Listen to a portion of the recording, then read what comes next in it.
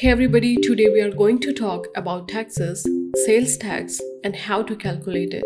We'll also touch upon fees and discounts. First, let's start with the taxes. Taxes are fees charged by the government to pay for creating and maintaining public services like roads, parks, etc. Whereas a sales tax is a fee charged on something purchased.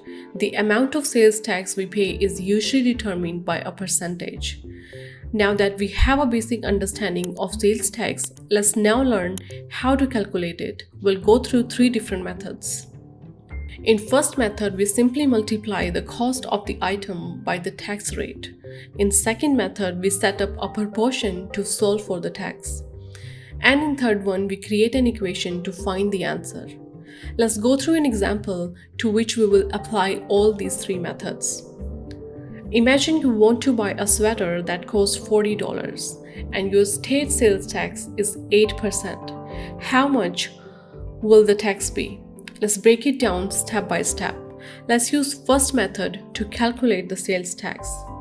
As first method states, we multiply the cost of the item by the percent to find the tax. First, we convert the percentage to a decimal.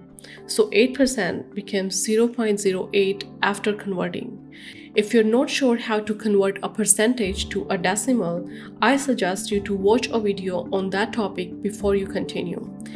Next, we multiply the cost of the sweater, which is $40 by 0.08. Now this gives us $3.20. Therefore, the sales tax is $3.20.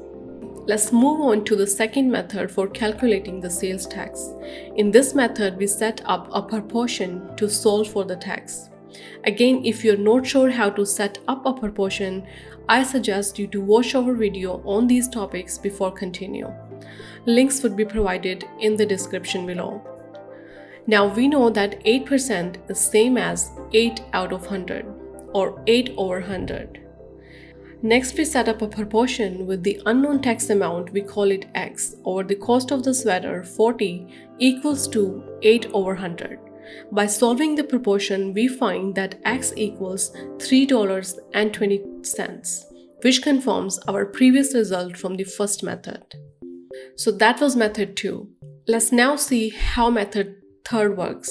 In this one, we create an equation to find the answer. You can watch our previous videos on how to create an equation to solve a problem. We look for words like is, what, of in the problem statement and convert them into mathematical symbols, where is represent the equal sign, what represents the unknown, and of represents the multiplication. In this case, we create an equation where X, the unknown tax amount, equals 0.08 times 40, which is the base value. Solving this equation, we again find that X equals $3.20. So the sales tax on the sweater would be $3.20. As you can see, whether you're using direct multiplication, proportions, or equations, the results are consistent. Each method provides a clear and accurate way to calculate the sales tax. You can use any of these methods to calculate the sales tax on any item you purchase. Now that we have learned how to calculate the sales tax, let's move on to fees. A fee is a payment made to a professional or an organization in exchange for the services provided. Fees can be varied widely depending upon the type of a service, the provider, and the circumstances. For example, school fees, service fees, renting fee, and parking fees are all type of fees that we may encounter in our daily lives. So let's go through an example to understand how to calculate fees. A rental company charges a late fee whenever a bike is returned late. If the regular rental fee is $65 and the late fee is 17% of the regular fee, how much will the late fee be? And what is the total amount you will have to pay? Could this be solved using the same methods we use to calculate sales tax? Let's find out. Let's use method first to calculate the late fee. In this context, we multiply the cost of the rental fee by the percentage to find the late fee. First, we convert 17% to a decimal, so 17% becomes 0.17. Next, we multiply the cost of the rental fee, which is $65, by 0.17. This gives us $11.05. This means that you'll have to pay $11.05 in addition to the regular rental fee of $65. Now that we have explored how to calculate sales tax and fees, let's now talk about discounts. Discounts are similar but work in the opposite direction, reducing the total cost of an item.